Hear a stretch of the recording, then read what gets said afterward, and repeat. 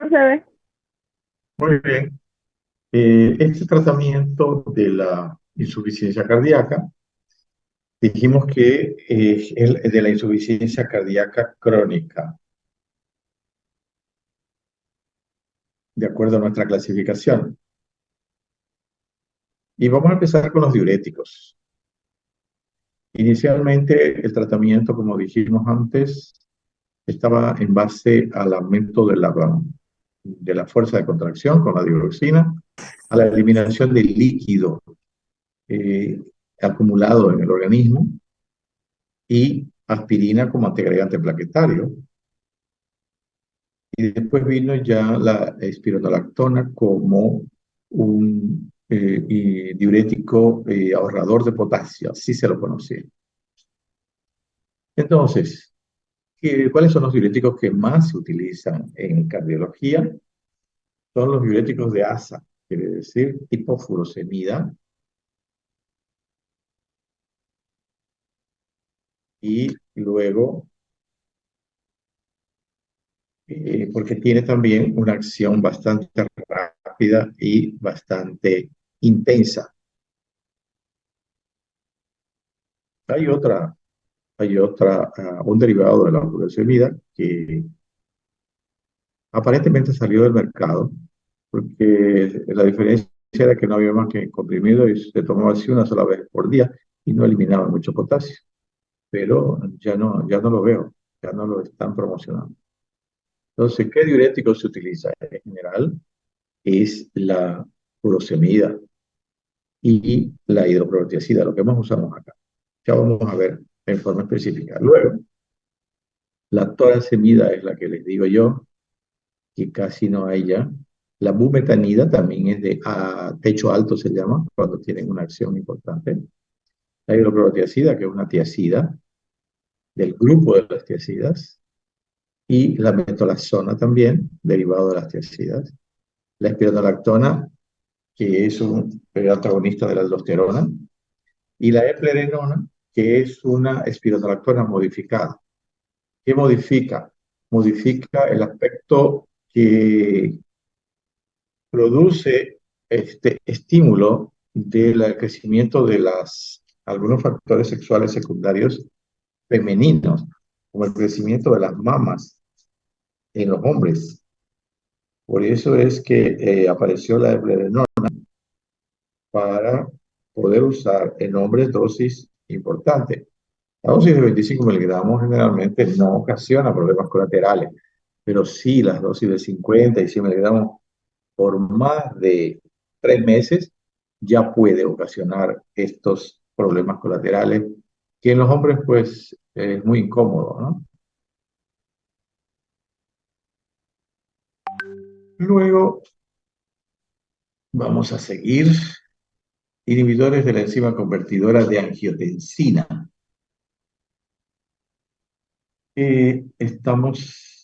Estamos nombrando a los diferentes medicamentos y vamos a, vamos a tener que dar algunos otros detalles. Bueno, la furosemida viene en comprimidos de 40 miligramos y en ampollas de 20 miligramos. ¿Cómo se trata? ¿Cómo se hace el tratamiento con furosemida?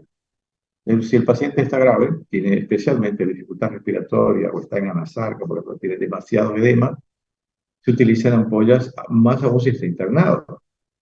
¿Por qué? Porque se administra solamente en forma endovenosa, no intramuscular. ¿Y cómo se administra? Generalmente, si el paciente está con bastante falta de aire, por ejemplo, y la causa es una congestión pulmonar por insuficiencia cardíaca, se puede dar una dosis de ataque que se llama una ampolla endovenosa cada 8 horas de furosemida. Eso para las primeras 24 horas. Pero por supuesto, después de la primera ampolla hay que controlar. ¿Por qué? Porque tampoco debemos sacar líquidos tan rápido, porque eso va a ocasionar otros trastornos en el organismo. El organismo no se adapta tan rápidamente a los cambios bruscos. Entonces, Si el paciente con una ampolla en 6 horas, 8 horas, orina, por ejemplo, 1500 ml, ya no vamos a dar la dosis de las 8 horas, vamos a dar recién a las 12 horas o al día siguiente, porque hay que esperar que el organismo otra vez equilibre los tres espacios, intravascular, intracelular e intercelular. Eso es importante tener en cuenta. No es nomás dar diuréticos, hay que dar diuréticos y observar la diuresis. Hay personas que responden muy bien, especialmente en los primeros tratamientos con, el, con la furosemida, van van a tener estos efectos. Y luego, claro, la furosemida nunca nos produce una salida importante de líquidos, pero no solo líquidos, saca sales. Saca sodio, saca potasio, magnesio, cloro. Entonces, hay que ver también, hacer ionogramas para ver cuánto de potasio hay en sangre en algún momento determinado, porque eso puede ocasionar arritmias, la hipopotasemia. La torasemida, como dije, solo en comprimido. Bueno, la furosemida, después de la dosis de ataque, se puede usar una ampolla por día, media ampolla por día, si el paciente está internado. Y cuando el paciente se tiene que ir, se pasa a la vía oral. Una tableta al día generalmente es lo que se da para mantener al paciente. La torasemida, una ampolla, bien, un comprimido 5 a 10 miligramos. Era. Y la bumetanida casi no se utiliza, casi no hay acá, de 1 miligramo, una vez al día. La hidroclorotiazida sí se usa bastante, se usa 50 miligramos en comprimido, no hay en ampolla, y se puede usar una media o cuarta. Generalmente en la insuficiencia cardíaca se usa para aumentar la potencia del diurético cuando no hay una buena respuesta a la furosemida. ¿Y por qué se usan los diuréticos? Se usan los diuréticos por esa causa, para aumentar la potencia. Y segundo, porque los diuréticos estos actúan a diferentes niveles en el nefrón, entonces se pueden utilizar. Incluso se pueden utilizar los tres diuréticos juntos, furosemida, hidroclorotiazida y espironolactona o eplerona. Melazona y espironolactona, eplerona. La metolazona es un derivado de las tiazidas. Excelente medicamento. La metolazona viene de 5 miligramos, antes venía de 2,5, bueno, pero ahora viene de 5 miligramos solamente una vez al día. Y la espironolactona viene en comprimidos de 25, 50 y 100 miligramos. Se da una sola vez al día porque se acumula. Y la prelenona viene de 25 miligramos.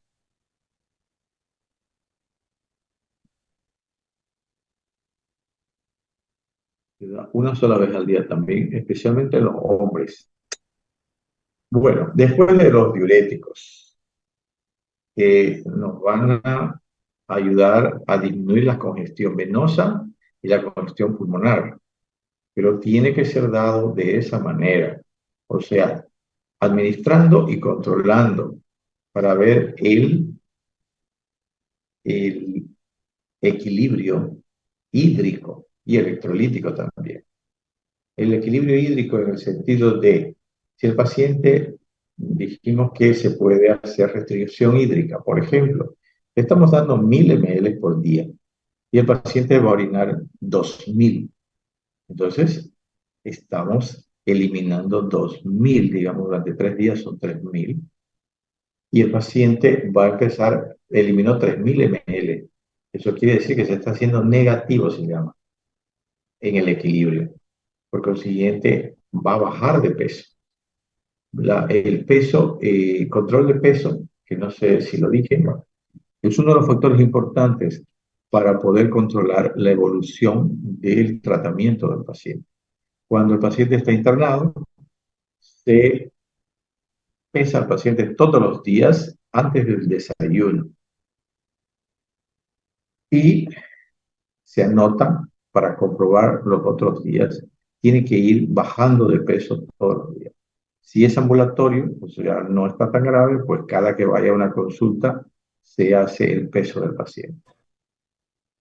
Entonces, otros Los medicamentos que se utilizan son los inhibidores de la enzima convertidora de angiotensina. Estos medicamentos pues son de primera línea porque además de mejorar, disminuir la poscarga, que es el objetivo actual del tratamiento de la insuficiencia cardíaca con fracción de eyección reducida, disminuye la poscarga, eso es lo que el objetivo del tratamiento. Además de eso, pues es un medicamento que mm, da mayor esperanza de vida. En cambio, por ejemplo, la digoxina, no, con la digoxina no sucede esto. Por eso es que en parte ya no se la usa tanto. Se trata de, eh, se trata de optimizar el tratamiento con medicamentos que aumenten la esperanza de vida. Así, el captopril es el primer medicamento eh, del grupo de IECA, se llama, ¿no? El captopril viene comprimido de 25 y 50 miligramos. Hubo un tiempo que se usó en forma sublingual en los casos de crisis hipertensiva. Ahora ya casi no se lo utiliza. Luego, este medicamento se da en la insuficiencia cardíaca, dosis mínimas. Se empieza con dosis mínimas. Esas son las condiciones para tratar a un paciente con insuficiencia cardíaca. Dependiendo de la presión arterial, es un factor importantísimo, controlar la presión y la frecuencia cardíaca. Dependiendo de la presión arterial, que no sea menos de 90-60, se empieza a dar vasodilatadores, como el captopril en este caso, y se da 6,25, o sea, la cuarta parte del medicamento, dos veces al día. Se puede dar hasta tres, pero se empieza con dos veces al día. Y se toma la presión, por supuesto, se controla la presión. Si la presión no baja, entonces se lo mantiene durante por lo menos 15 días y se hace un nuevo control y se aumentan las dosis. Todos los medicamentos vasodilatadores que se usan en la hipertensión arterial, que los vamos a ver aquí, se utilizan en la insuficiencia cardíaca, pero no todos los antihipertensivos, que también son vasodilatadores, como por ejemplo el antagonista del calcio, casi no se utiliza, de no ser que no haya algo, no haya nada más que, ¿no? En ese momento, en ese lugar. De ahí que entonces utilizamos 15 días. Si el paciente, si la presión no baja y el paciente no empeora, entonces se aumenta la dosis. ¿Hasta cuánto aumentamos la dosis? Aumenta la dosis hasta lo máximo posible. ¿Cuánto es lo máximo posible? Por ejemplo, un comprimido cada 8 horas. Eso es lo máximo posible, o sea, hablando del captopril.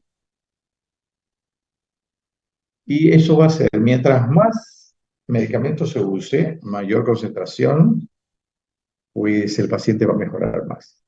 Pero esto sí, la evolución tiene que ser controlada y la presión no tiene que bajar cuando se cambia de dosis.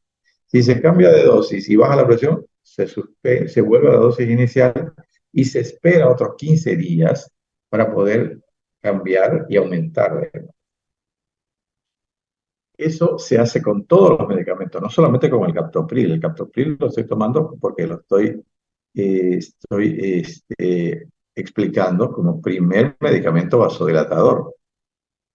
Sin, sin, ah, no mencioné que los diuréticos también son vasodilatadores, también son antihipertensivos. Solamente que en primera instancia son medicamentos que eliminan, hacen eliminar líquido y de esa manera también puede bajar la presión. Entonces hay que tener cuidado cuando se usa bastante diurético y se da un vasodilatador, porque las potencias se pueden juntar y bajar más la presión. Hay que tener cuidado en ese aspecto. Entonces, eso es lo que sucede con el captopril. Lo que más se usa ahora de los IECA es el enalapril. El enalapril viene en comprimidos de 5, 10 y 20 miligramos. El de 20 miligramos viene en algunos laboratorios, viene con diurético. ¿Qué diurético?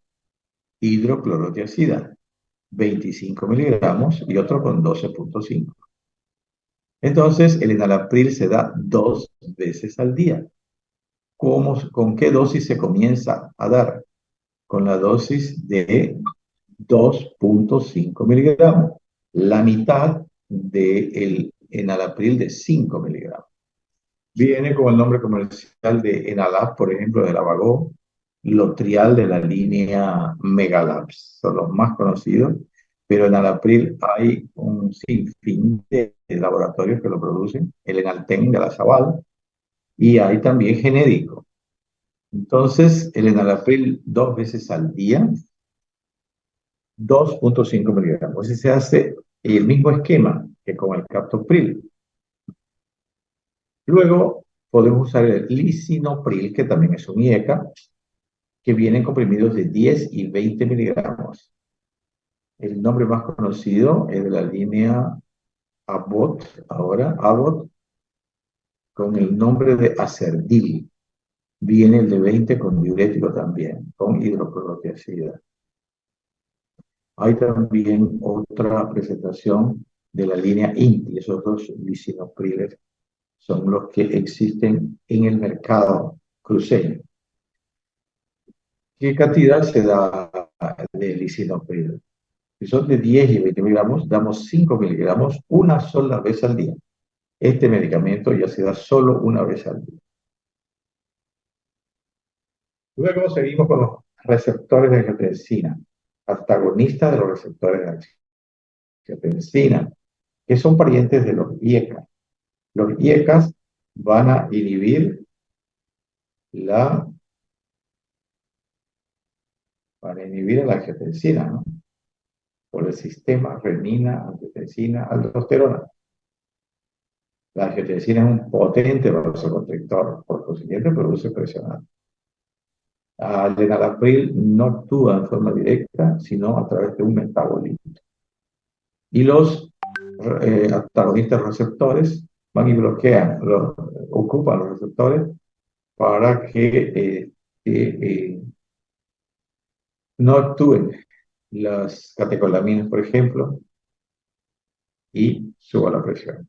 En este caso, la angiotensina, que es en última instancia el que va a aumentar la vasoconstricción y produce aumento de la presión. Así tenemos el primero que se sintetizó fue el losartán. El losartán viene en comprimidos de 50 y 100 miligramos. El de 100 miligramos puede venir también con diurético, 25 miligramos. Y el losartán se da 2 veces al día. Se empieza con 25 miligramos 2 veces al día. El valsartán es uno de los más utilizados en este momento. A partir del valsartán ya se da una sola vez al día. O sea, esas son las recomendaciones de laboratorio.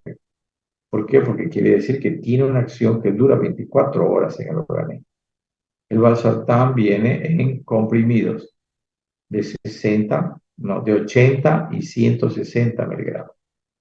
El valsartán tiene también combinaciones de como lo que se llama la polipíldora. Quiere decir de que además del valsartán viene unido a la amlodipina, que es un antagonista del calcio, y también al diurético. O sea, viene 3 en 1. El nombre más conocido es el Balaxán de la línea Sabal y el otro es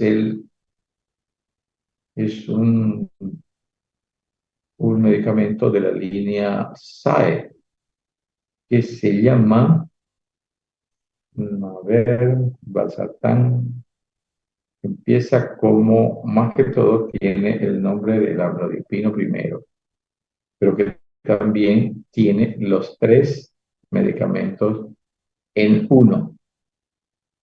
Luego, este valsartán, también esta línea Sabal, tiene hasta de 360 miligramos. En algunos pacientes se utiliza, pero en la hipertensión arterial.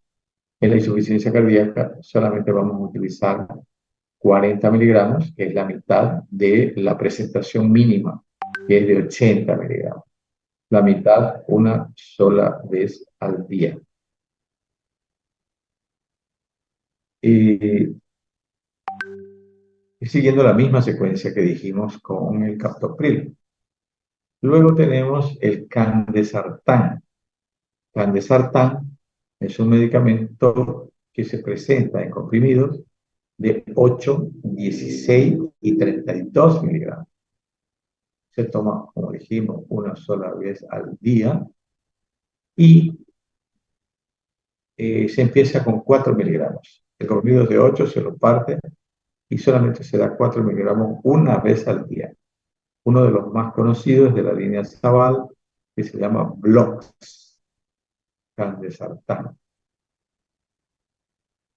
Luego tenemos el telmisartán. El telmisartán se presenta en comprimidos de 40 y 80 miligramos. Tenemos de la línea química como Temisar, y el de 80 viene con diurético y el de 40 también, que se llama Temisar Plus. Y también tenemos el Telmix de la línea Prescott Pharma. Y también se da una sola vez al día, entonces si es de 40 la mínima presentación, usamos 20 miligramos por día para empezar. El olmesartán vienen comprimidos de 20 y 40 miligramos. Los de 40 vienen con diuréticos y ya hay algunas líneas que tienen también combinaciones con amlodipina y con diurético tipo hidroclorotiazida 12.5 miligramos. El irbesartán viene de 150 y 300 miligramos. No se, casi no se lo utiliza, es un poquito caro. Se dice que todos los ARA2 tienen más o menos la misma acción, o parecido. Las diferencias son mínimas. Entonces, usar un valsartán, un candesartán, telmisartán, olmesartán y irbesartán es más o menos igual. Solamente que a veces hay pacientes que responden más a uno. Yo tuve una experiencia con un paciente donde le estaba dando candesartán y teóricamente porque tengo que tener dos controles por lo menos hasta tres para ver si se estabiliza, porque puede ser que en el primer control esté alta, por alguna otra razón. El segundo control tengo que ver si se mantiene así esos niveles. Y el tercer control confirmo que realmente no está controlando con esa dosis la presión del paciente. Hablando de hipertensión arterial, ¿no? Y entonces decide darle valsartán solamente para probar. Y después de darle valsartán, la presión bajó más. Entonces, a pesar de que tienen son de la misma familia y se dice que son parecidos todos, pueden haber ciertas diferencias. Por ejemplo, el telmisartán se dice que protege más a los pacientes con diabetes por alguna elemento que tiene. Los beta bloqueadores. Entonces, diuréticos, IECA, ARA2 y beta bloqueadores son los medicamentos vasodilatadores que se utilizan más en la insuficiencia cardíaca con fracción de eyección disminuida. Beta bloqueadores, el carvedilol, el bisoprolol, el nebivolol y el metoprolol. según, no sé, la charla que dio el doctor Gandarilla Cuellar de Estados Unidos, me parece que Nebiolol no lo tomé cuenta. Pero en el último libro que tengo, de hace 2 años, un año, lo pone también el Nebiolol. El Nebiolol no disminuye tanto la frecuencia cardíaca y en la insuficiencia cardíaca como en las cardiopatías isquémicas es importante que la frecuencia cardíaca esté sobre el nivel mínimo. Entonces, entre los betabloqueadores damos carvedilol. ¿Qué acción tienen los betabloqueadores? Es importante que no solamente los betabloqueadores son vasodilatadores, como los anteriores. Los betabloqueadores tienen una acción también depresora de la fuerza de contracción. Y ustedes dirán, si es un paciente insuficiente, si es una insuficiencia cardíaca con disminución de la fracción de eyección, ¿por qué le vamos a disminuir la fuerza de contracción? Va a empeorar el paciente, lógico. Sin embargo, ¿qué es lo que hace? Generalmente estos pacientes tienen frecuencia rápida. Entonces, el beta bloqueador, además de vasodilatar, disminuir la poscarga, va a disminuir la cantidad de palpitaciones por minuto. ¿Qué quiere decir eso? La diástole se va a prolongar. Y si se prolonga la diástole y el paciente, por supuesto, tiene un corazón generalmente grande, pero que tiene capacidad todavía. Entonces, la contracción va a ser más brusca, hasta donde la fuerza que tenga, y va a expulsar mayor cantidad de sangre. Va a mejorar la fracción de eyección. Esa es la idea, o sea, hay elementos bioquímicos, por ejemplo, en la contracción que todavía no hay tanto detalle, pero lo que se observa en la práctica es eso. Uno diría, pucha, beta bloqueador, ¿para qué? El beta bloqueador le va a quitar la fuerza, entonces va a entrar en insuficiencia cardíaca peor, pero no es así. Uno de los factores, como ya dijimos, es la frecuencia cardíaca. La frecuencia cardíaca es importantísimo que no sea tan rápida. Y no sé si ustedes han leído algún video donde hay un médico que, no sé si será el único, pero yo leí uno de Brasil que se llama apellidado Biratán, que dice de que él estaba en contra de que la persona hagan ejercicio.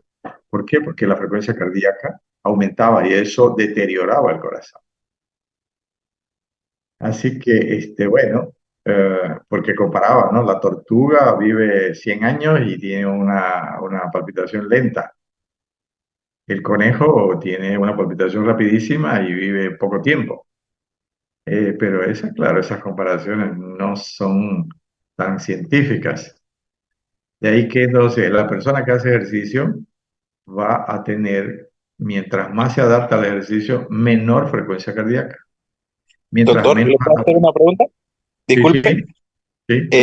Ya que estaba hablando de los deportistas, eh, creo yo que el corazón es un músculo, ¿no ve? Y al hacer deporte, ese músculo que es el corazón no se agranda, no hay una cardiomegalia.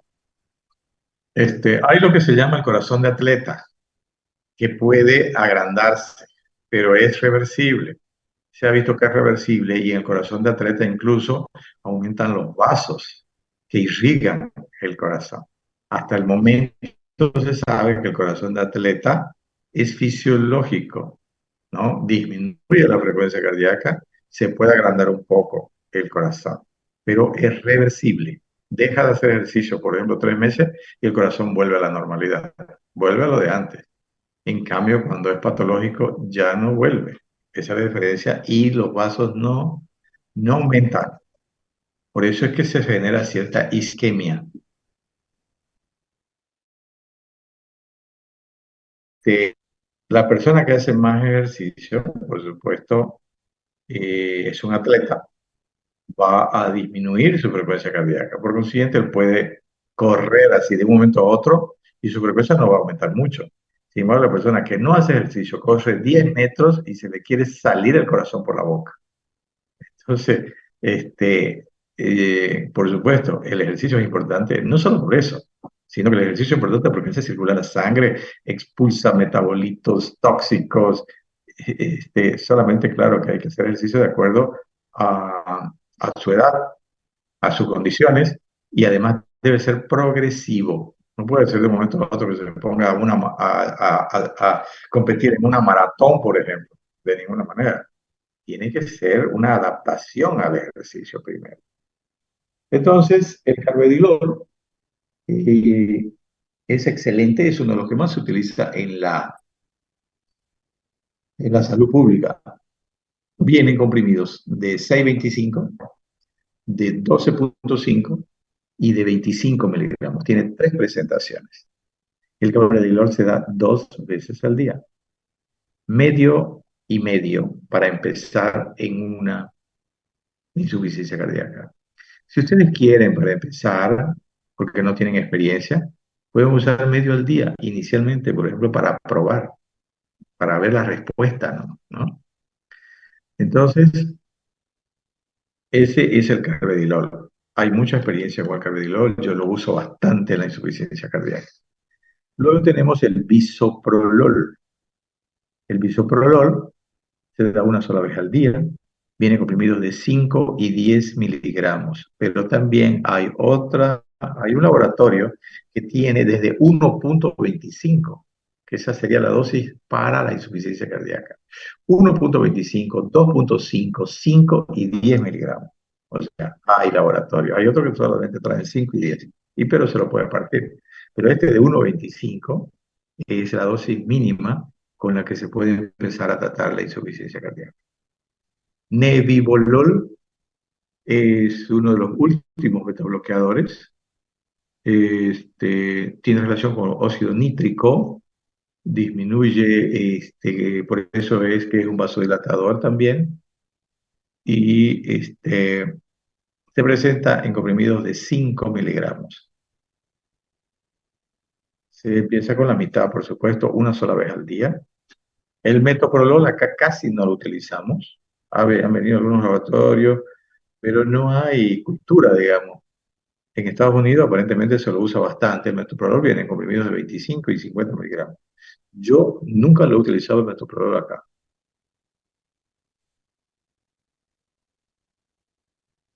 Otros vasodilatadores son hidralacina con dinitrato de isosorbide. La hidralacina es un vasodilatador directo, tiene comprimidos de 25 y 50 miligramos y en ampollas.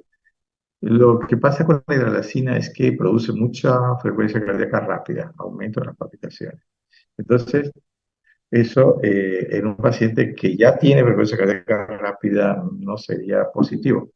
Pero en un paciente que no tiene una frecuencia rápida, digamos, se lo podría utilizar. Y además como segunda opción, no como primera opción. Hablando de la frecuencia cardíaca, hay un medicamento que se utiliza solamente para bajar la frecuencia cardíaca.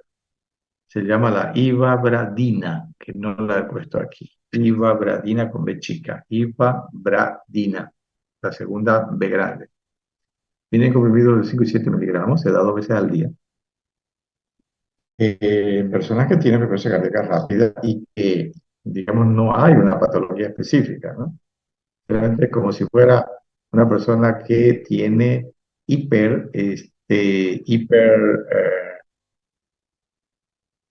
ah, digamos, funcionalidad del simpático. Entonces se da la ivermectina para disminuir la frecuencia cardíaca. Digitálicos. Entonces hablamos ya de los vasodilatadores, del principal efecto que nosotros queremos eh, este, en nuestro paciente con insuficiencia cardíaca crónica, con fracción de eyección reducida. Se va a acabar el tiempo, pero vamos a entrar hasta las 9, ¿ya?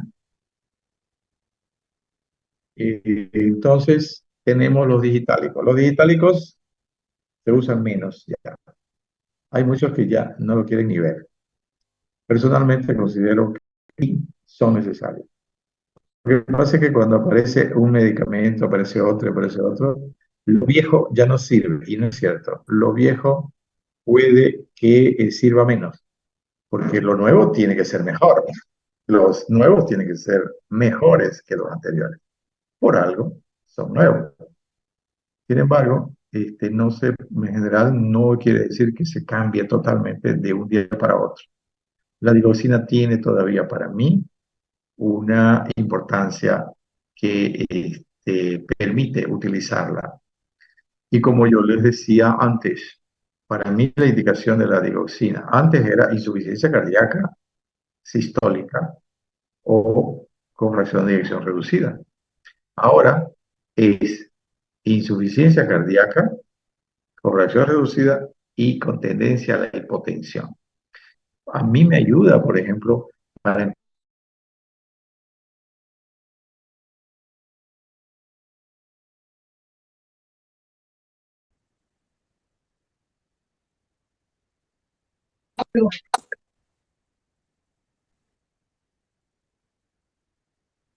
digitálicos. Vamos a ver rapidito los digitálicos. La digoxina, antes habían digitoxina y otro lanicor, pero ahora solamente digoxina y lo produce en Bolivia un laboratorio que está en Cochabamba que se llama Sigma. Hay otras que importan también. Se presenta la digoxina en ampollas, en comprimidos y en gotas. La digoxina en ampollas tiene 0,25 por ampolla, comprimido 0,25 y las gotas varían. Antes algunas presentaciones eran 10 gotas 0,25 y ahora son 12 gotas, son 0,25 y así.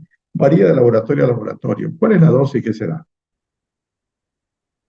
En un paciente con insuficiencia cardíaca que no necesita terapia intensiva, por ejemplo, con frecuencia rápida, con tendencia a la hipotensión, se utiliza las ampollas si está internado y se puede dar una dosis de ataque todavía, inclusive como igual que el diurético furosemida. Dosis de ataque, una ampolla de digoxina cada 8 horas, las primeras 24 horas. Pero ¿en quién se da eso? En una persona de más de 40 kilos, en una persona con buena función renal. Si no, hay que dosificar mejor. ¿Por qué? Porque la digoxina rápidamente puede producir intoxicación. Y la intoxicación va a dar a nivel del corazón arritmias. Y a nivel digestivo puede dar otros síntomas como náuseas, vómitos, etc. Entonces, se puede usar como dije así.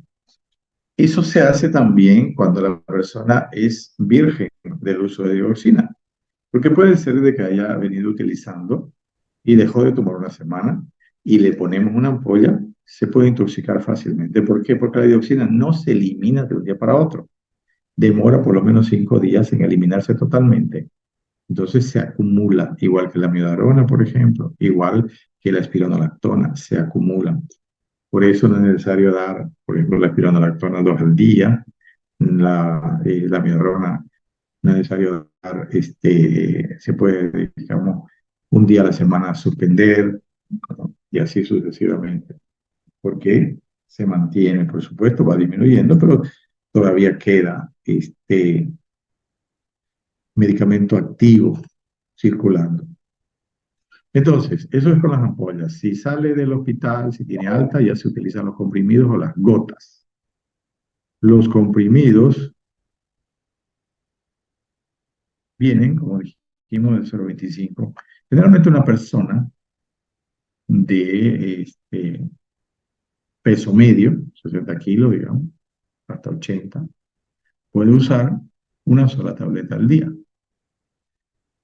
Y claro, también es importante la edad, porque personas mayores de 70 años hay que tener cuidado también, porque el riñón no siempre funciona bien. Ya pueden haber algunos problemas de riñón. Entonces, hay que evitar que se acumule el medicamento y produzca intoxicación. Entonces, se puede dar, por ejemplo, media ampolla de digoxina de lunes a viernes o de lunes a sábado para tratar. Un día no se da para que se elimine un poco el medicamento y se vuelva a dar desde el lunes. Entonces, los comprimidos se utilizan más que todo para las personas que tienen un tratamiento ambulatorio. Yo tengo varios pacientes con insuficiencia cardíaca con digoxina, con tendencia a tener frecuencia cardíaca rápida o con tendencia a la hipotensión. Entonces, bueno, no sé si lo comenté o algunos en las primeras clases, y yo lo tengo, digo tengo porque no sé si habrá fallecido, ¿no? Porque la vi hace unos 2 o 3 meses, pero una persona que hace un año o dos, este, vino con bastante insuficiencia cardíaca, una persona flaquita, con mucha dificultad para deambular, o sea, podías hacer muy poco en relación a la vida de relación, ¿no? Tener que estar echada o sentada y con edema. Yo le di digoxina, mejoró. Por alguna otra razón se descompensó y fue al hospital. En el hospital le suspendieron la digoxina. Nuevamente vino conmigo después de unas 2 o 3 semanas porque no mejoraba. Le di digoxina y mejoró. Entonces, eso me confirma de que la digoxina todavía tiene su campo de acción. Todavía es útil. Y después ha estado un año, creo, bien la señora. Fue a su casa en el campo, engordó un poquito, ya hacía cosas en la casa. Y claro, las personas cuando nos sentimos bien nos descuidamos. Tomamos menos medicamentos o exageramos, especialmente en los problemas de los que tienen insuficiencia cardíaca, es que empiezan a querer hacer lo mismo que hacían antes. Y no es así, pues. La persona tiene que mantener cierta restricción en el ejercicio, no exagerar, no está normal, o sea, no sanó, se compensó. La insuficiencia cardíaca se compensó, pero la persona no está sana, en general ya no sana esta persona. Así que otra vez volvió a recaer y vino acá y bueno, mejoró. Cada vez sí es más difícil que la persona mejore porque los medicamentos ya pierden un poquito su efecto y claro, no solo eso, no, eso es lo menos importante, el deterioro, no sé, con el medicamento, los medicamentos que toma no va a sanar ni va a cambiar la evolución de la enfermedad, es solamente para mantenerla a la persona, pero ya el deterioro existe e incluso va a empeorar. Dependiendo de la patología, va a empeorar a pesar del tratamiento. No es un tratamiento curativo, es un tratamiento de sostenibilidad. Entonces, los comprimidos se usan una sola vez al día, no hay necesidad de usarlos 2 veces al día, ni medio y medio, o cuarto y cuarto, por ejemplo. No, una sola vez porque se acumula, entonces no necesita. Gotas también se pueden usar. Las personas que no pueden tomar los comprimidos utilizan las gotas y tienen una acción parecida. ¿Qué hay que cuidar, como dijimos, la dioxina? La intoxicación. La dosis terapéutica de la dosis de intoxicación tiene una distancia muy corta y no tenemos parámetros para dosificar, digamos, dioxina. Es empíricamente, tanto más o menos para tanto de peso. En niños, por supuesto, se dosifica, ¿no?, de kilo peso, pero en personas de más de 40 kilos mayores y con buena función renal, se da una dosis única. Entonces, Este, van a haber manifestaciones de intoxicación a nivel gastrointestinal y a nivel cardíaco. Las más, principalmente, ¿no? Las complicaciones más graves son a nivel cardíaco. Da toda clase de bloqueos, de arritmias y bloqueos. Arritmias de lo que quieran, supraventriculares, ventriculares, bigeminismo, trigeminismo, lo que sea. Ese es un gran problema. Más aún, si la persona perdió potasio. Si perdió potasio, es más factible que le haga arritmia. Luego, a nivel gastrointestinal, que es donde uno lo observa generalmente primero, que el paciente no tiene algún síntoma, digamos, de que es corazón, eh, va a tener náuseas, va a tener vómitos. Entonces uno dice, ¿qué habrá pasado? La digoxina, una posible causa. La hepatomegalia que tiene, otra posible causa. La gastritis que tiene, generalmente otra posible causa por la polimedicación que tiene. Entonces, ¿qué hacemos? No podemos decir, no, debe ser solo gastritis, le damos un protector en la mucosa y un antiácido. No, suspendemos la digoxina, porque eso es lo más grave que nos puede suceder, aunque no tenga arritmia todavía. Suspendemos la digoxina 2 días y bajamos la dosis a la mitad y le volvemos a dar después de 2 días. Y claro, tratamos también la gastritis, si es que confirmamos que hay gastritis. Y claro, la hepatomegalia no la podemos cambiar de un día para otro, esa va a ir disminuyendo con el paso del tiempo y el tratamiento con diuréticos. Pero esas tres cosas pueden producir náuseas y vómitos. Entonces, no siempre se puede hacer el, el diagnóstico tan exacto. Es así y puede permanecer con digoxina indefinidamente. ¿Cuáles son las complicaciones más frecuentes en los pacientes cardiópatas, especialmente los que ya están en cama mucho tiempo o los que se internan? Las infecciones pulmonares.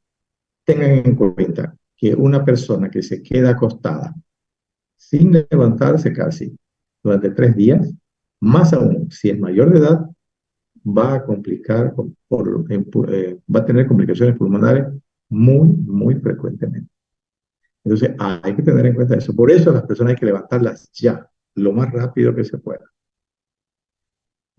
Luego, las trombosis venosas. Está el cama, personas mayores peor, que tienen varices, por ejemplo, hay que tener mucho cuidado. Algunos les ponen vendas en las piernas, por ejemplo, para disminuir la congestión venosa en las piernas. Y claro, también se usa aspirina, por ejemplo, para disminuir la trombosis.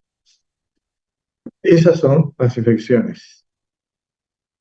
Antes de esto, tenemos que decir cuáles son los factores que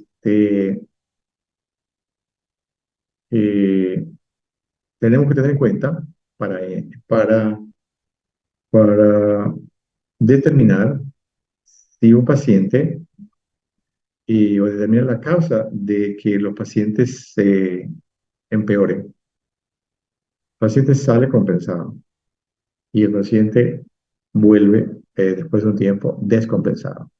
¿Cuáles son las tres principales causas? O también cuando ustedes lo ven por primera vez al paciente y hacen la historia clínica. Primero, dejó de tomar la medicación, recaída. Segundo, hizo más ejercicios del que debería o trabajó demasiado también mentalmente. Y tercero,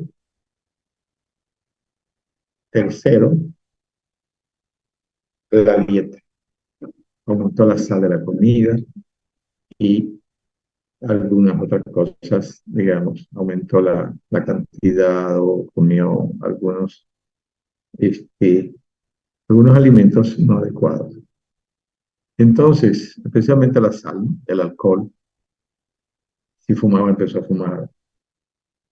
Eso son tres elementos. Después, claro, son factores que van a desestabilizar esa compensación, que van a desequilibrar al paciente y que van a producir nuevamente los signos y síntomas de insuficiencia cardíaca. Van a hacer que recaiga el paciente de nuevo. Entonces, otras causas son arritmias rápidas, fiebre, enfermedades como neumonías, por ejemplo, que están directamente relacionadas por el oxígeno, que el corazón tiene que trabajar más, el embarazo, uso de corticoides. Todos esos factores se tienen que tomar en cuenta en una persona cardiópata. Más aún si ya descompensó una vez. Hay que preguntar todo eso. Entonces, dijimos que para, por ejemplo, internar un paciente o para clasificar la insuficiencia cardíaca, nos basamos en la disnea, de acuerdo a la clasificación funcional de la New York Heart Association, de la Asociación de Nueva York del Corazón. Y tenemos la siguiente clasificación, de acuerdo a la capacidad funcional para el desarrollo de la actividad física, o sea, producción de disnea de acuerdo al ejercicio que realiza la persona. Eso quiere decir. Clase funcional 1. Nos basamos en la actividad física común, normal, la que realiza todos los días. Limitación de la actividad física, clase funcional uno. En este caso, en la clase funcional uno no hay limitación de la actividad física habitual no causa síntomas. Quiere decir, paciente normal. Clase funcional uno, no hay limitación de la actividad física. El paciente puede realizar su actividad normal sin sentir cansancio. Por supuesto que si nunca corre y empezó a correr, por supuesto que se va a cansar. La clase funcional 2, ahí ya hay signos de patología. Limitación leve de la actividad física. La actividad física habitual provoca síntomas de insuficiencia cardíaca, fundamentalmente disnea.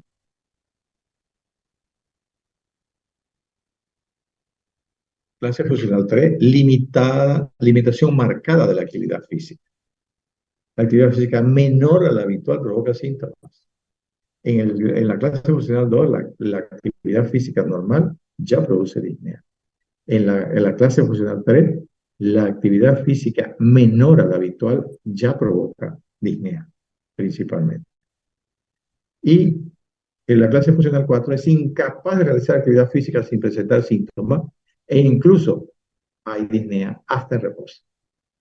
Eso no es una clasificación tan perfecta o tan exacta, pero nos permite tener una idea del estado del paciente. Bueno, aquí yo no hablé sobre los últimos tratamientos que acá todavía recién lo estamos haciendo. Por ejemplo, el uso de la dapagliflozina, que es inicialmente un antidiabético, que se ha visto que elimina glucosa y hace eliminar líquido por el aspecto de la concentración, arrastra líquido. Entonces, se está usando dapagliflozina pero muy poco. Yo tengo, digamos, unos 2 o 3 pacientes todavía. ¿Por qué? Porque en general yo trato primero de ver la experiencia de otros, ver a algunos pacientes para empezar a usarlo.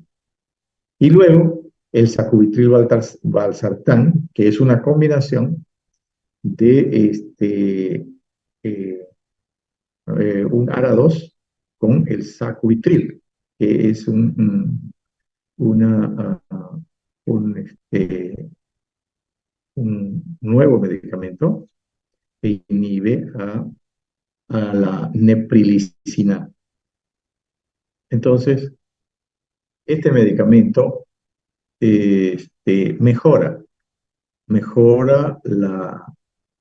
este, la, mejora la acción que hace, por ejemplo, los IECA o que los ARA2, la combinación de estos dos.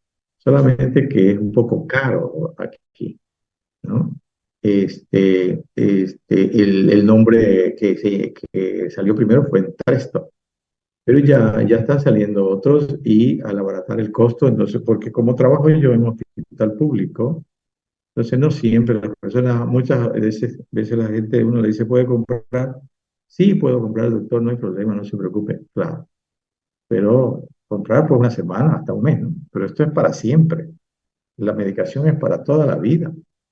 Entonces, y es preferible dar un medicamento que existe, por más que el otro sea mejor, pero que tome, a dar un medicamento nuevo, mucho mejor, pero que tome una semana o 2 semanas y lo deje.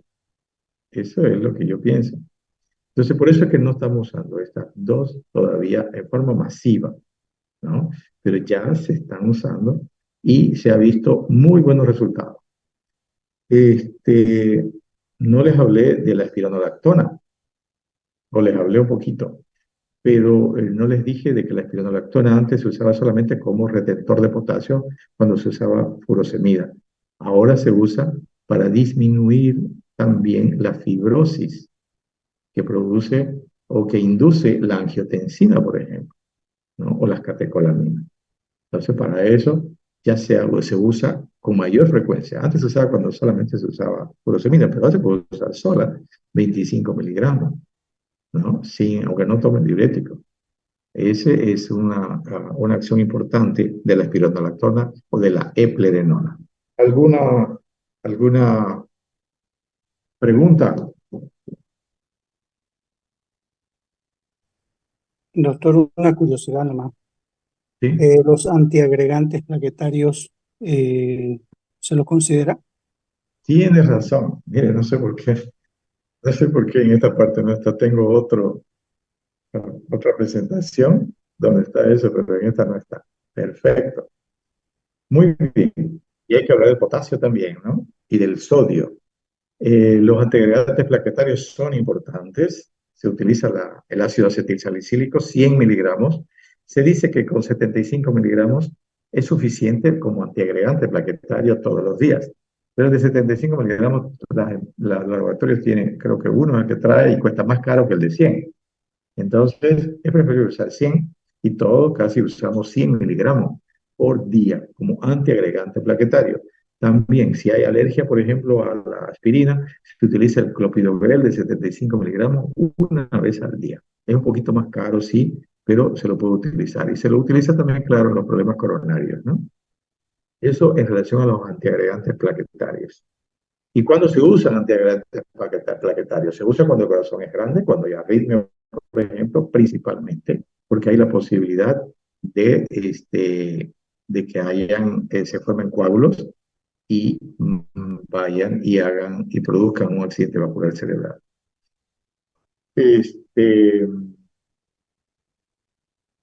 Hay una arritmia más grave, como es la fibrilación auricular, en pacientes hipertensos no controlados, con hipertrofia concéntrica, que hace una aurícula grande y se depositan coágulos en la orejuela izquierda, por ejemplo, y producen coágulos y después émbolos. En estos casos, sí o sí, se debe anticoagular.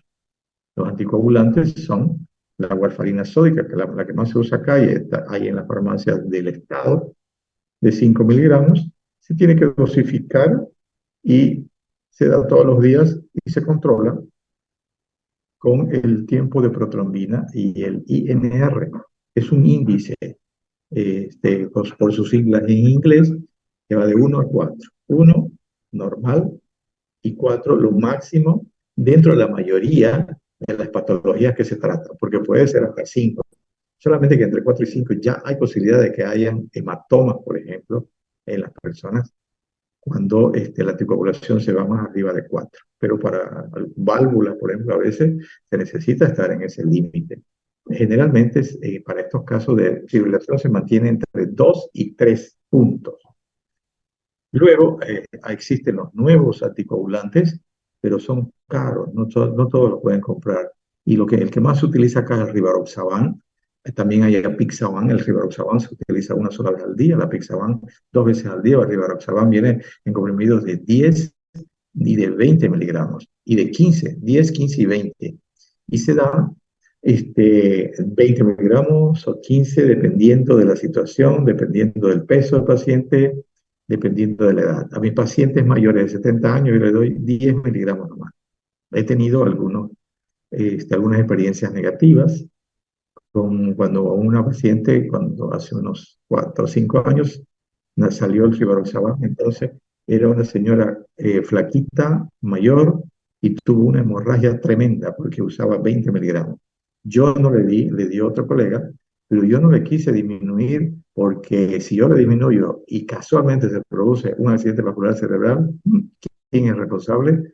Entonces es una situación difícil porque lo que uno haga, pues después lo tiene que sustentar. Entonces, el Apixaban viene en comprimidos de 2,5 y 5 miligramos y se da 2 veces al día. Esos son los anticoagulantes que se utilizan, como dije, en pacientes que han tenido ya una trombosis arterial principalmente y en pacientes con fibrilación auricular crónica. Eso era. Sobre el potasio, tienen que leer. El sodio, por ejemplo, siempre se trata en insuficiencia cardíaca de disminuir el sodio en la dieta, pero ustedes tienen que tener en cuenta que tiene que estar entre 135 a 145 mil equivalentes por litro. Y cuando baja de 135, pueden haber trastornos, especialmente cerebrales. Así que no es nomás dar dieta hiposódica, hay que controlar y no debe bajar el sodio de 135. Han habido pacientes con insuficiencia cardíaca que yo le he tenido que dar sodio, ¿no? Claro, le doy diurético, pero le doy sodio y le aumento el sodio en sangre. Y hay otros pacientes que he tenido de que realmente eliminan demasiado sodio, tiene hiponatremia, y no son pacientes muy cardiópatas. Hay todo eso, entonces los ionogramas son importantes para controlar a estos pacientes. Y me olvidaba, la albúmina también es importante porque todas las personas que tienen dificultad para alimentarse durante más de un mes, por ejemplo, ya van a ser hipoalbuminemia. Bueno, ¿alguna otra cosa? Nada. Muy bien. Entonces, ¿quieren dar examen el jueves? No quieren. No, doctor. No. No, doctor. Y, No, doctor. pero es que necesito tomar examen, porque si no se van a aplazar mucho, porque no leen. Es una nueva forma ya. O sea, va a haber una segunda chance. Claro, yo tengo que tomar examen de cada tema o de los dos temas, el de anatomía funcional e insuficiencia cardíaca para el martes. Examen, Para el martes, doctor, por favor. ya, los dos temas para el martes. Para el martes, por favor. Para el martes, por Gracias, favor, doctor. Bueno, Próximo. bueno, hasta luego. Chao, doctor. chao, doctor. Doctor. Hasta luego. Hasta luego. Hasta luego, doctor. Hasta luego.